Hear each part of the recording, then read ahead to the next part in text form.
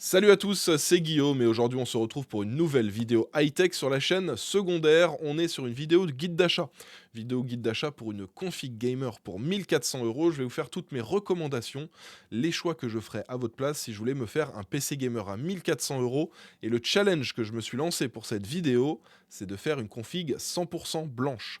Vous êtes nombreux à chaque fois à me dire dans les commentaires, Guillaume, est-ce que tu pourrais faire des configs en blanc? Voilà. Ça y est, je le fais. Vous avez votre config en blanc. Alors, ce sera une config qui peut être soit processeur Intel, soit processeur AMD. Et pareil pour la carte graphique, soit carte graphique Nvidia, soit carte graphique AMD. Et je sais, à mon avis, il y en a pas mal d'entre vous doivent savoir que une carte graphique AMD en blanc, c'est difficile à trouver.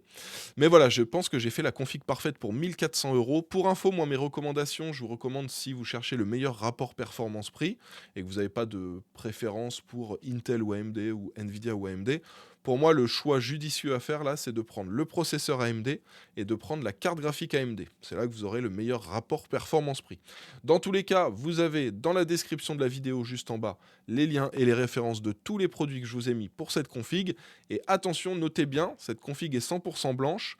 Et du coup, il y a certains composants qui sont un petit peu plus chers en version blanche. Par exemple, la carte graphique, si vous prenez la carte AMD en blanc, et ben vous pouvez économiser une quarantaine d'euros si vous prenez la version en noir. Donc il y a moyen de faire des petites économies si jamais vous en avez rien à faire que la config soit en blanc et que vous vous dites bon bah tout en noir c'est très très bien aussi. Je pense qu'au total sur tous les composants il y a moyen d'économiser peut-être entre 50 et 70 euros. Donc prenez bien ça en compte. Et si vous êtes un peu ric-rac pour un budget de 1 400 €, ça peut être intéressant de prendre la même config mais tout en noir. Bon, j'espère que la vidéo va vous plaire, j'espère qu'elle va vous être utile. Si c'est le cas, vous savez comment me soutenir avec un petit pouce bleu sous cette vidéo. Et puis si vous n'êtes pas encore abonné, n'hésitez pas à le faire et à mettre la cloche pour recevoir toutes les notifications. Je vous envoie tout de suite le sponsor de la vidéo et on enchaînera juste après avec les composants de cette config à 1 400 €. La vidéo d'aujourd'hui est sponsorisée par CD Key Offer. C'est un site qui vous permet d'acheter des clés à des prix intéressants pour des logiciels. Et là, je vais vous parler en particulier des licences pour Windows 10, Windows 11 et Office. Vous retrouvez les liens dans la description en bas de cette vidéo. Et sur ce site, vous allez pouvoir acheter vos clés Windows pour environ 15 à 20 euros. Il suffit de cliquer sur le lien qu'il y a dans la description, d'ajouter le logiciel dans le panier et de se connecter à son compte ou d'en créer un pour ceux qui n'en ont pas encore. On ajoute ensuite le code CKGU qui vous permet d'avoir une réduction de 20% sur le prix affiché sur le site. Une fois le paiement effectué, on attend 1 à 2 minutes et on peut ensuite aller dans le User Center. C'est là qu'on retrouve toutes les clés qu'on a achetées. Il suffit ensuite de copier la clé, d'aller dans les paramètres d'activation de Windows et de coller la clé et le Windows sera activé. Alors du coup, c'est parti, on commence tout de suite avec le combo carte mère processeur RAM pour la version AMD. Donc là, c'est vraiment ce que moi je vous recommande le plus si vous voulez avoir le bon rapport perf-prix. On va pas prendre la même RAM suivant si on est sur AMD ou sur Intel, étant donné qu'on est sur de la DDR5. Donc pour la carte mère chez AMD, on part sur une carte mère en B650, c'est la Asus ROG Strix B650A Gaming Wi-Fi. Toutes les cartes mères en A là de chez Asus ROG, c'est toujours les versions blanches en fait, c'est l'équivalent de la B650E Gaming Wi-Fi mais en version blanche.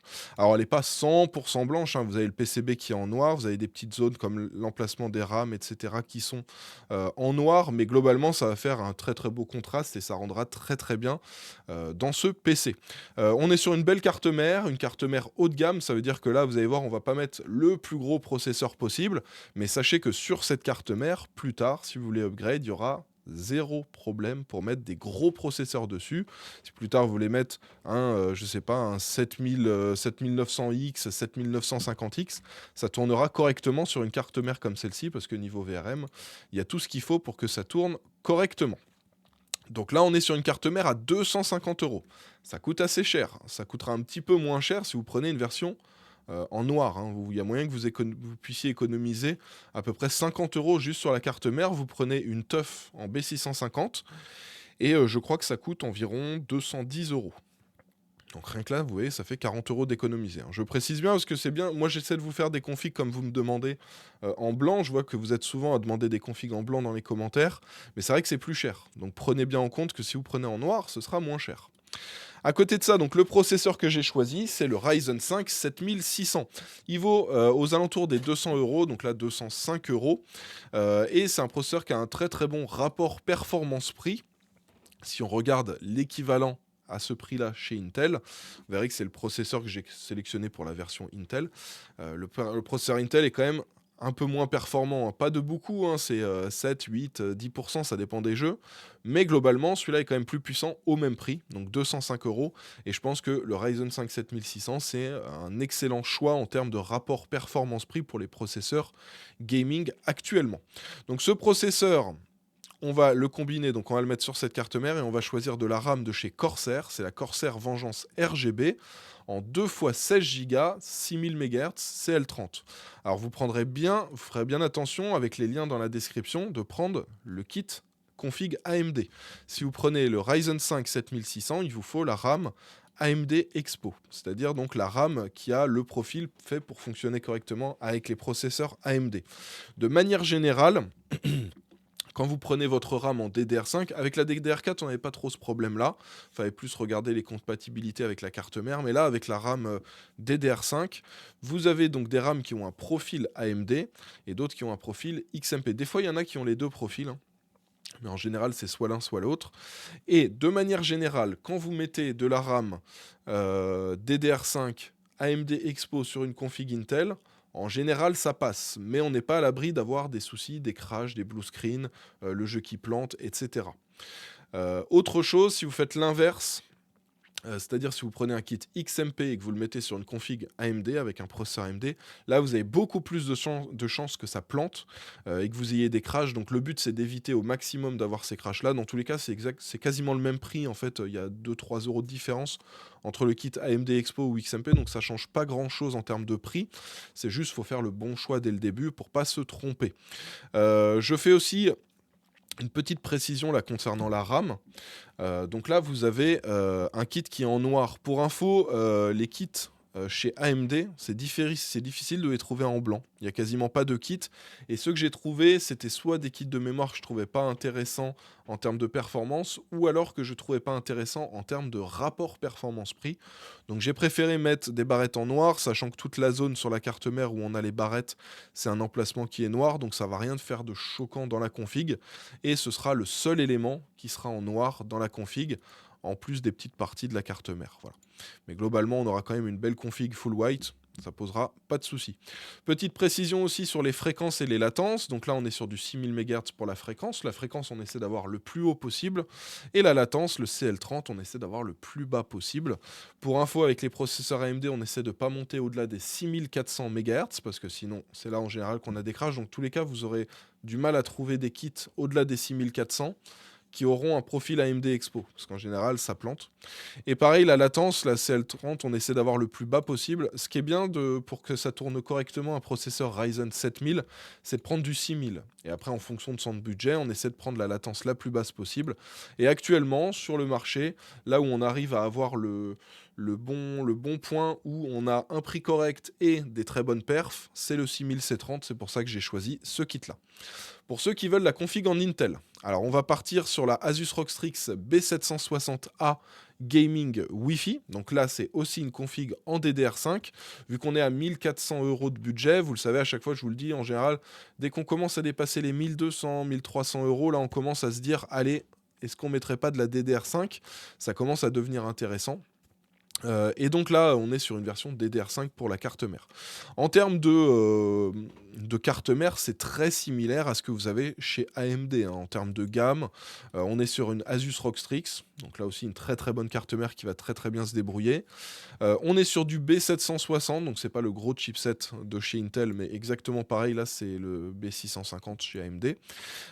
Et en termes de carte mère, on a tout ce qu'il faut niveau connectique à l'arrière, vous n'aurez aucun souci pour connecter tout ce dont vous avez besoin. On a le Wi-Fi aussi, et pareil en termes de processeur, là on va pas mettre un très très gros processeur, mais là-dessus, si vous voulez, vous pouvez mettre du i7 sans aucun problème, hein. Vous pouvez même mettre du i9 en termes d'alimentation, ça posera pas de souci, ça va super bien fonctionner. Le processeur que j'ai choisi, c'est le i5 13400F. Donc celui-là, vous voyez, je l'ai pris parce qu'il est quasiment au même prix que le processeur de chez AMD. Là, on est à 200 €. Le processeur de chez AMD, c'était 205. Ce qu'il faut savoir, c'est que ce 13400F, il est un peu moins performant que le Ryzen 5 7600. Ils sont au même prix. Et celui-ci, il est un peu moins performant. Alors, ça dépend un petit peu des jeux, hein, en fonction des tests, mais on va dire qu'on est entre 5 et 10% à peu près d'un jeu à l'autre. Et donc du coup, si vous n'avez pas de préférence AMD ou Intel, j'aurais tendance à vous conseiller de partir plutôt sur la config AMD pour le processeur. Sinon, à part ça, ça reste quand même un processeur qui a un excellent rapport performance-prix. C'est juste que le processeur AMD est encore plus excellent. Là, vous avez un bon processeur. Avec ça, vous pouvez jouer, streamer en simultané. Hein, ça fonctionne plutôt bien. Vous avez les cœurs E, les cœurs Efficiency. C'est des petits cœurs qui consomment pas grand chose, qui viennent en soutien, qui peuvent s'occuper de la partie streaming. Donc voilà, ça fonctionne plutôt bien aussi. Et à côté de ça, vous avez les barrettes de RAM en DDR5. Alors là, pour le coup, sur les versions Intel, on les trouve facilement, les kits de RAM en blanc. Donc là, si vous prenez la config Intel, vous aurez les barrettes de RAM en blanc. Alors là, c'est de la 6400 C36. Donc là, on a une fréquence qui est un peu plus élevée que les barrettes de RAM de chez AMD, mais on a une latence qui est aussi plus élevée, donc un peu moins bonne. Et du coup, la différence des deux, au final, vous aurez les mêmes performances qu'avec la 6000 C30 côté AMD. On est pareil sur 2 x 16 Go, donc 32 Go au total. Je préfère mettre 2 x 16 quand c'est de la DDR5 parce que c'est là où on retrouve des prix assez intéressants. Et étant donné qu'on est sur une config haut de gamme, on aime bien jouer aux jeux avec des beaux graphismes, etc. Maintenant, il commence à y avoir quelques jeux qui demandent plus que 16 Go, donc c'est bien pour le futur d'être déjà au moins sur 32, sachant que dans tous les cas, on a toujours 2 emplacements de RAM qui sont disponibles et qui permettent de rajouter 2 barrettes en plus tard, si on veut passer à 64 Go. Je vous refais encore une petite précision juste concernant la RAM, que ce soit pour la config AMD ou pour la config Intel, si un jour vous voulez rajouter 2 barrettes de plus pour passer de 32 à 64 Go, de passer de 2 barrettes à 4 barrettes. C'est très important si vous voulez que ça tourne bien, que ça démarre correctement, etc., que vous n'ayez pas de crash, que vous n'ayez pas de bug ou de soucis quand vous activez l'XMP ou l'AMD Expo pour l'overclocking de la RAM. C'est très important, si vous rachetez un kit supplémentaire, d'acheter exactement le même kit. C'est-à-dire que là, si vous prenez la config Intel avec ce kit de RAM-là, vous rachetez exactement les mêmes. Pas seulement juste des Corsair Vengeance. Il faut que ce soit, pareil, un kit de 2 x 16, il faut que ce soit de la 6400, il faut que ce soit de la CL36, et il faut que ce soit le modèle avec le profil XMP. Il faut que ce soit vraiment exactement les mêmes. Au pire, vous retournez sur votre commande, vous cliquez sur le lien avec le détail des produits que vous aviez achetés quand vous aviez fait votre config et vous rachetez exactement les mêmes. Dans la pratique, c'est pas sûr que vous ayez des crashs à 100% ou que ça bug à chaque fois si jamais vous prenez pas exactement le même kit. Mais on va dire que il y a beaucoup moins de chances que ça arrive. Et donc le but c'est d'éviter au maximum d'avoir des crashs sur son PC. C'est jamais agréable quand on est en train de faire un kill, d'avoir le jeu qui se quitte comme ça, ou d'avoir un blue screen Windows. Donc voilà, on essaye et les problèmes ont tendance à être beaucoup plus présents dès que vous activez l'XMP aussi sur la RAM ou la AMD Expo. Donc voilà, si jamais un jour vous voulez upgrade la config Intel, vous reprenez exactement le même kit. Et pareil, si vous voulez upgrade la config AMD, vous reprenez exactement le même kit. C'est aussi pour ça que souvent vous me voyez mettre des kits de RAM Corsair, HyperX Fury, voilà, c'est des barrettes de RAM qu'on retrouve partout et qu'on a depuis des années. Et c'est pas pour rien que je fais ça, parce que si dans 2 ou 3 ans, vous voulez upgrade votre config, il faudra que vous trouviez exactement les mêmes modèles de RAM, et celle-ci, il y a de fortes chances qu'elle soit toujours disponible dans 2 ans ou 3 ans, le jour où vous voudrez upgrade. Donc là, on a le combo carte mère, processeur RAM AMD, et pareil pour chez Intel. Pour le processeur, que ce soit le 7600 ou le 13400F, il va falloir les refroidir. Alors pour ça, étant donné qu'on est sur une config à 1400 €, je voulais pas mettre un ventirad, je me suis dit on va partir sur un water cooling et on va prendre le Thermalright Frozen Note 240. Ce water cooling, c'est pas le meilleur, mais comme vous l'avez vu, ceux qui ont regardé ma vidéo, le top 10 des meilleurs water cooling ou même le top 10 des meilleurs ventirad que j'ai sorti sur la chaîne principale, c'est des refroidissements qui fonctionnent super bien. Que ce soit pour du refroidissement chez AMD ou pour du refroidissement Intel, ça fonctionne super bien. C'est pas les meilleurs, mais on va dire que si vous voulez mieux que ça, va falloir mettre au moins le double en termes de prix. Et donc du coup, c'est un water cooling, un refroidissement processeur qui a vraiment un rapport qualité-prix, rapport performance-prix qui est super intéressant. Les ventilateurs fonctionnent bien, ils sont pas trop bruyants, ils sont performants. On a un petit effet RGB avec un double miroir sur le waterblock CPU. Et si vous n'avez pas encore fait attention au prix, Regardez, c'est 54 euros. 54 euros, il y a des ventirades qui sont plus chers que ça et qui sont même moins performants que ce water cooling. Donc, selon moi, c'est un choix très intéressant. Si jamais un jour vous voulez upgrade et mettre un i9, ce ne sera pas forcément suffisant pour refroidir un i9. Si vous mettez un 7800X 3D, ça le refroidira correctement. Ça, c'est pas un souci.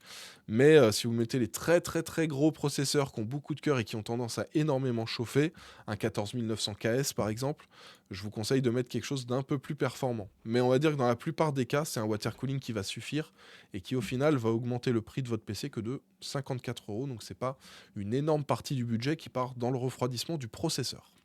En termes de stockage, on part sur un SSD, le Crucial P3 Plus de 1 Teraoctet. Ça, c'est la valeur sûre, vous avez l'habitude. Moi, c'est ce que je mets dans tous mes PC, c'est ce que je mets dans tous les PC que j'offre aux abonnés.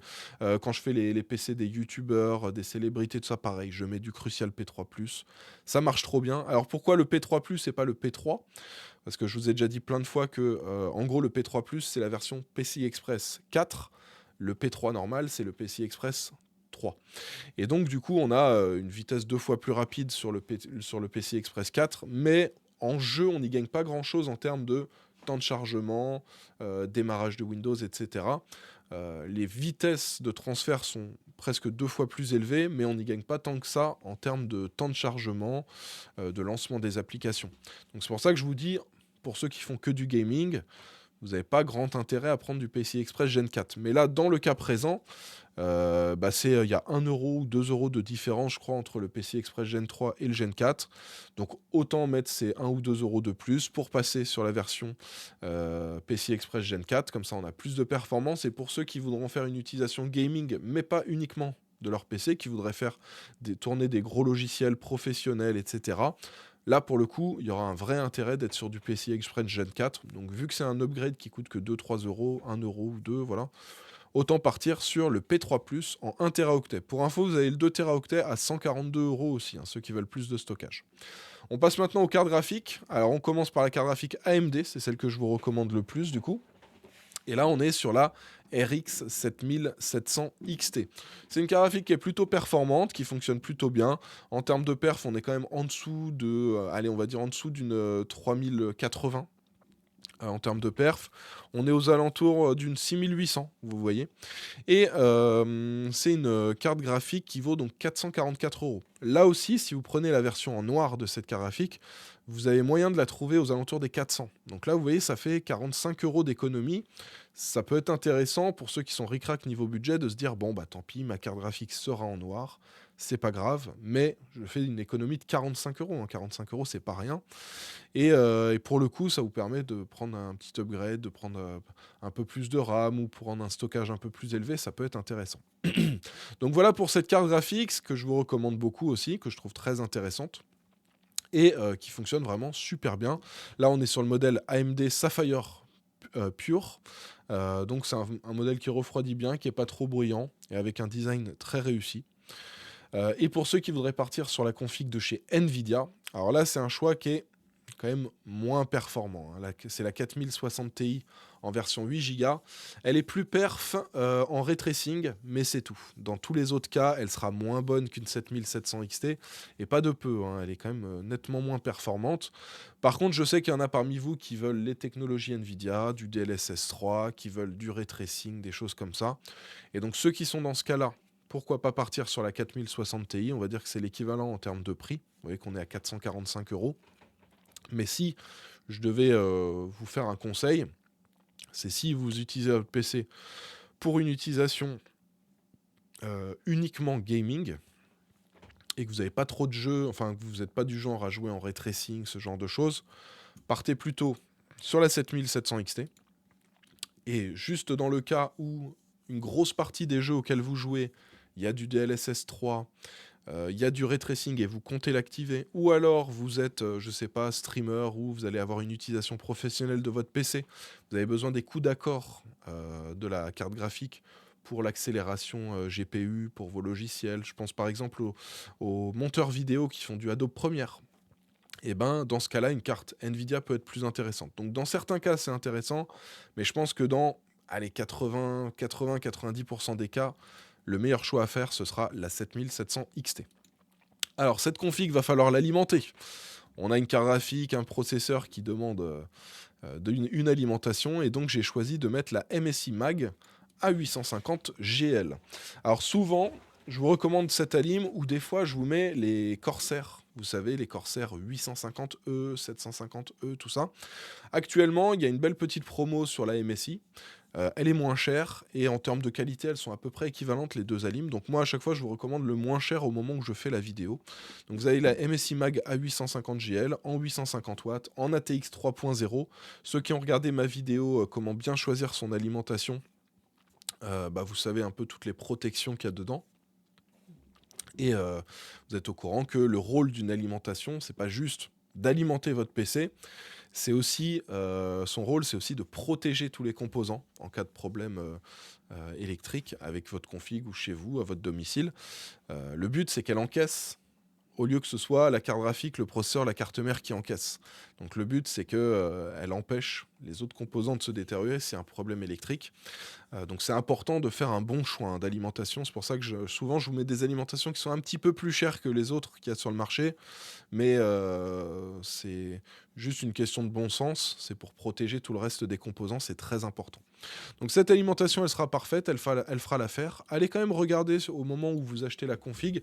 Peut-être que la RM850E de chez Corsair est moins chère. Donc ça peut être intéressant de prendre le moins cher des deux modèles. Alors pour ceux qui voudraient pousser le truc à fond sur leur config et avoir une full config 100% blanche, je vous ai préparé aussi un petit kit de câbles. Donc c'est des extensions pour les câbles d'alimentation. Ça veut dire que vous allez brancher tous vos câbles, et au bout des câbles de votre alimentation, vous allez pouvoir mettre ces câbles-là qui sont des câbles custom, tout en blanc, et qui sont vraiment magnifiques. Regardez, vous voyez, ça fait comme ça. Souvent, je mets dans les PC que je présente sur la chaîne. Ça fait vraiment très joli. Vous avez les peignes qui sont fournis avec. Les peignes, c'est ces petits éléments là sur lesquels vous voyez ma souris actuellement. Et ça permet de faire en sorte qu'ils soient bien ordonnés, super jolis. Et donc, dans ce kit-là, vous avez 3 fois 8 pins. Non, vous avez 2 fois 6 pins, 2 fois 8 pins pour la carte graphique. Vous avez pour le processeur, et puis vous avez aussi pour le 24 pins de la carte mère. Le processeur, c'est pas forcément nécessaire parce qu'on ne voit pas trop ce câble-là. Mais voilà, avec ça, vous allez pouvoir alimenter correctement votre carte graphique. Pour info, si vous regardez la carte AMD, c'est du 2 fois 8 pins à ce niveau-là. Et la carte Nvidia, c'est 1 fois 8 pins. Alors attendez, je vais vous montrer. Voilà, ici on le voit bien. Voilà, vous avez 1 fois 8 pins à ce niveau-là. Donc voilà, si vous prenez la carte Nvidia, vous n'utiliserez pas les deux câbles en 8 pins, mais c'est pas vraiment un souci. Et donc ça coûte 33 €. Bien sûr, je précise, c'est facultatif. Vous pouvez garder les câbles qui sont fournis avec l'alimentation MSI, et vous n'êtes pas obligé de mettre les rallonges au bout. C'est pas un problème. Et ensuite, en termes de boîtier, pas du tout processeur, voilà le boîtier que j'ai choisi. Un boîtier que j'apprécie beaucoup, assez récent, et qui nous vient de chez Corsair. Alors ce boîtier, c'est le Corsair 3000D Airflow. Alors Airflow, très important. Quand on choisit le boîtier de son PC, c'est bien d'avoir un bon flux d'air à travers le PC pour que ça brasse plein d'air et que les composants soient bien refroidis. Parce qu'un PC qui respire pas, c'est un PC qui surchauffe. Quand les composants surchauffent, ils se brident pour moins chauffer et on perd en performance. Donc l'objectif, c'est d'avoir un bon boîtier Airflow. Celui-ci, il est vraiment très très bien. Et on va placer... Alors vous allez placer le water cooling. Vous pouvez soit le mettre sur l'avant, comme vous voulez, soit sur le dessus. Ça dépend un petit peu de la longueur de la carte graphique que vous avez choisie. Mais en soi, vous avez ce choix-là. Ce que vous pouvez faire aussi en plus, c'est rajouter des ventilateurs. Alors, je vous mettrai le lien dans la description juste en bas. Pour 15 €, vous avez les ventilateurs de chez Thermalright, qui sont exactement les mêmes ventilateurs que vous avez sur le water cooling. Ça vous permet d'avoir les mêmes ventilateurs partout. Prenez un kit de 3. Ce qui veut dire que vous pouvez mettre par exemple le water cooling en 240 sur le dessus. Et comme ça, vous avez 2 ventilateurs qui vont extraire l'air. Et ensuite, vous pouvez mettre 3 ventilateurs sur la façade de chez Thermalright pour avoir plein d'air qui rentre dans le boîtier. Ça peut être un choix intéressant. Et l'avantage, c'est que vous aurez donc 5 ventilateurs Thermalright 100% identiques, les 2 du water cooling et ceux du kit de 3. Avec ce boîtier, vous avez quand même 2 ventilateurs tout noirs, non RGB, qui sont fournis avec. Perso, alors vous pouvez soit laisser celui à l'arrière là qui est en noir, soit vous le laissez, soit vous l'enlevez. C'est à vous de voir. Moi, je pense que les 2 ventilateurs du water cooling sur le dessus suffisent à extraire l'air complètement. Mais jamais, si jamais vous avez envie de garder le ventilateur en plus, vous pouvez le mettre. C'est juste que c'est dommage parce qu'il n'est pas blanc et il n'est pas RGB. Donc c'est un peu dommage, ça gâche un peu le design. Mais si vous voulez plus d'efficacité de refroidissement pour extraire l'air chaud du boîtier, ça peut être un choix aussi de laisser ce ventilateur noir. Enfin bref, on a fait le tour de tous les éléments de cette config, que ce soit la config avec processeur AMD, processeur Intel, carte graphique AMD, carte graphique Nvidia. Vous avez toutes les infos et vous avez les liens et les références de tous les produits dans la description de la vidéo juste en bas. Je pense qu'on a une belle config équilibrée pour jouer dans de bonnes conditions en Quad HD, dans de très très bonnes conditions en Full HD et pour éventuellement commencer à attaquer la 4K dans des conditions à peu près correctes, on va dire. C'est pas parfait hein, pour de la 4K. Mais voilà, c'est une config que je trouve vraiment très intéressante. Et ce qui est bien, c'est que ceux qui veulent faire une utilisation aussi professionnelle de ce PC, ça devrait plutôt bien fonctionner aussi.